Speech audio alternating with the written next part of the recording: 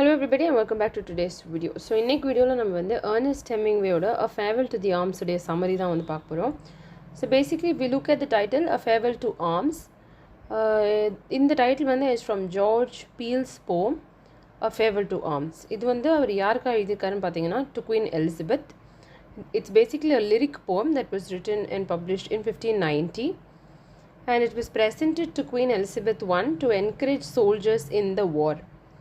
And இன்னொரு reference என்ன அப்படின்னு பார்த்தீங்கன்னா it was also used by Shakespeare in Titus Andronicus. So அதுலேயுமே வந்து இது யூஸ் பண்ணியிருக்காங்க. So farewell to the arms is basically about Italy உடைய ஆஸ்ட்ரிய ஹங்கேரி ஃபைட் பற்றினது தான் வந்து இந்த farewell to the arms. So இதில் கேரக்டர் யார் மெயின் கேரக்டர் அப்படின்னு பார்த்தீங்கன்னா ஃப்ரெட்ரிச் ஹென்ரி.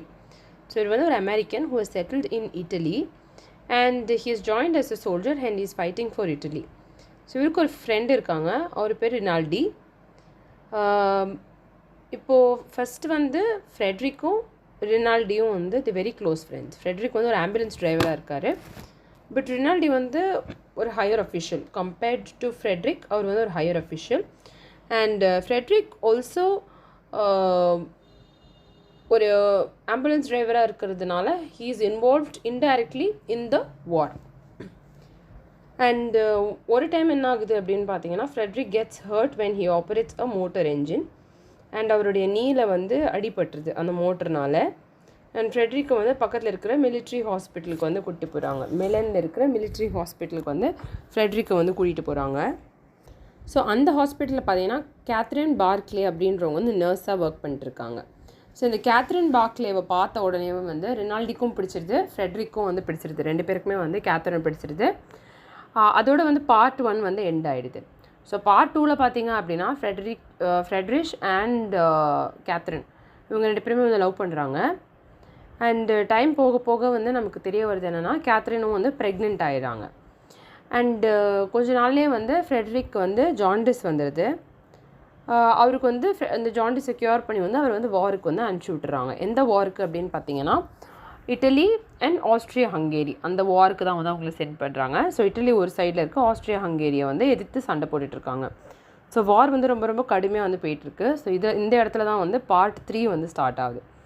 ஸோ வார் வந்து ரொம்ப ரொம்ப கடுமையாக போயிட்டுருக்க டைமில் வந்து என்ன ஆகுது அப்படின்னு பார்த்தீங்கன்னா இட்டலி வந்து ஆக்சுவலி தோக்குற நிலைமைக்கு போகுது. இட்டலி வந்து ரொம்ப ரொம்ப வீக் ஆகுது ஒரு சுச்சுவேஷனில். அதுக்கப்புறம் பார்த்தா ஆஸ்ட்ரியா ஹங்கேரி வந்து வீக் ஆகிற மாதிரி இருக்குது. ஸோ இந்த மாதிரி மாறி மாறி வந்து வார் ரொம்ப சிவியராகவே வந்து நடந்துகிட்ருக்கு. ஸோ இதில் வந்து குறிப்பிடப்பட்டிருக்க பேட்டில் எது அப்படின்னு பார்த்தீங்கன்னா battle of Caporetto, CAPORETTO. So இந்த பேட்டில் தான் வந்து இதில் வந்து மென்ஷன் பண்ணப்பட்டிருக்கு. ஸோ இந்த battle was between Italy and Austria Hungary. அப்புறம் இட்டலி வந்து என்ன சொல்லிடுறாங்கன்னா அந்த ட்ரூப்ஸ் எல்லாம் வந்து ரிட்ரீட் பண்ண சொல்லிடுறாங்க. Italy is asked to retreat.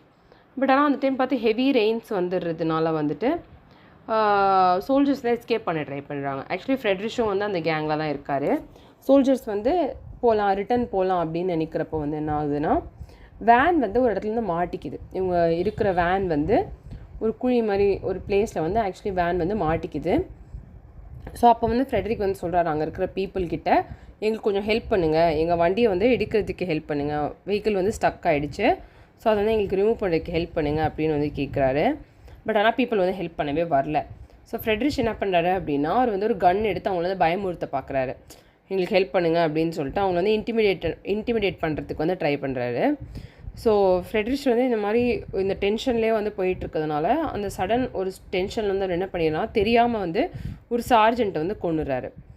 அவர் கொண்டுட்டாரு அப்படின்றதுனால வந்து ஃப்ரெட்ரிஷை வந்து இட்டலி வந்து கேப்சர் பண்ணிடுறாங்க.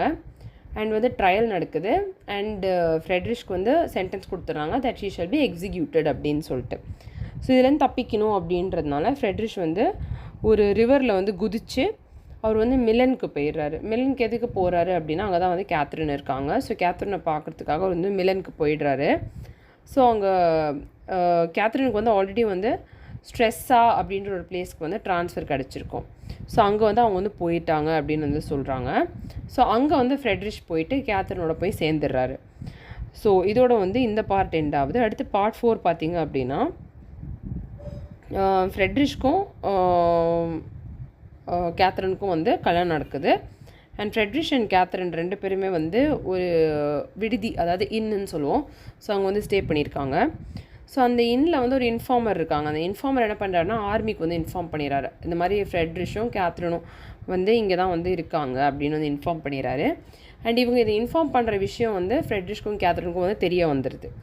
ஸோ அவங்களுக்கு தெரிய வந்துருச்சு அப்படின்றதுனால அவங்க என்ன பண்ணுறாங்க, அங்கே இருக்கிற ஒரு பார் கீப்பர் உடைய ஹெல்ப் மூலியமாக, அவங்க ஒரு லேடி தான், ஸோ அந்த பார் கீப்பருடைய ஹெல்ப் மூலியமாக அவங்க என்ன பண்ணுறாங்கன்னா ஒரு ரோபோட் வந்து எடுத்துக்கிறாங்க. ஸோ இந்த ரோபோட் எடுத்துகிட்டு வந்துட்டு ஃப்ரெட்ரிஷும் கேத்ரினும் வந்து சுவிட்சர்லாண்டுக்கு போகிறதுக்கு பயணப்படுறாங்க. ஸோ இதோட வந்து இந்த பார்ட் முடிஞ்சிச்சு. அடுத்து வந்து பார்ட் 5 வந்து ஸ்டார்ட் ஆகுது. ஸோ இதில் பார்த்தீங்க அப்படின்னா ஃப்ரெட்ரிஷும் கேத்ரினும் வந்து 2 பேருமே வந்து சுவிட்சர்லாண்ட் போயிடுறாங்க. ஸோ சுவிட்சர்லாண்டில் வந்து போலீஸ்கிட்ட வந்து பிடிபட்டுறாங்க. போலீஸ் தான் அவங்களை கேட்ச் பண்ணிடுறாங்க. ஆனால் 2 பேருமே வந்து போலீஸ்கிட்டேருந்து தப்பிச்சு ஒரு மலைப்பகுதிக்கு வந்து போயிடுறாங்க. ஸோ அவங்க மலைப்பகுதிக்கு போனதுக்கப்புறம் வந்து பார்த்திங்க அப்படின்னா இவங்க வந்து ப்ரெக்னெண்ட்டாக இருக்காங்கன்னு நம்ம ஸ்டார்டிங்லேயே பார்த்துருந்தோம் இல்லையா, கேத்ரின். ஸோ கேத்ரினுக்கு வந்து ஒரு குழந்தை வந்து பிறக்குது. பட் ஆனால் ஒரு ஸ்டில் பார்ன் சைல்டாக இருக்குது. ஸ்டில் பார்ன்னால் வந்து பிறக்கும்போது இறந்து பிறக்கிற குழந்தையா நம்ம ஸ்டில் பார்ன் அப்படின்னு சொல்கிறோம். ஸோ அப்படியாப்பட்ட ஒரு ஸ்டில் பார்ன் சைல்டு வந்து அவங்களுக்கு பிறக்குது. அண்ட் இந்த ப்ரெக்னென்சி, இந்த டெலிவரி டைமில் வந்து என்ன ஆகுதுன்னா கேத்ரினுக்குமே வந்து நிறைய பிளட் லாஸ் ஆகுது. ஸோ அதனால் கேத்ரினுமே வந்து இறந்து போயிடுறாங்க. ஸோ அதுக்கப்புறம் என்ன நடக்குது அப்படின்னா ஃப்ரெட்ரிஷ் வந்து இந்த மாதிரி ஆயிடுச்சு அப்படின்றத நினச்சி வந்து ரொம்ப வருத்தப்பட்டு அப்படியே வெளியே போகிறாரு. அவரோட ஹோட்டல் நோக்கி வந்து போகிறாரு. அதோட வந்து இந்த ஸ்டோரியை வந்து ஸ்டாப் பண்ணிட்டாரு எர்னஸ்ட் ஹெமிங்வே. ஸோ இந்த நாவல் பார்த்திங்க அப்படின்னா வந்து ஆட்டோபயோகிராஃபிக்கல் எலிமெண்ட்ஸ் இருக்கிற ஒரு நாவல் அப்படின்னு வந்து சொல்கிறாங்க. அண்ட் ஜானர், இதோடைய ஜானர் என்ன அப்படின்னு பார்த்தீங்கன்னா இது வந்து ஒரு ரியலிசம், அதாவது ஒரு ரியலிஸ்டிக் நாவலாக வந்து நம்ம இந்த ஃபேர்வெல் டூ ஆர்ம்ஸை வந்து பார்க்கலாம். ஸோ இந்த மாதிரி இன்னும் இன்ட்ரெஸ்டிங்கான வீடியோஸ் பார்க்கணும் அப்படின்னு நினச்சிங்கன்னா நம்ம சேனலுக்கு சப்ஸ்கிரைப் பண்ணிக்கோங்க. தேங்க்யூ, தேங்க்ஸ் ஃபார் வாட்சிங்.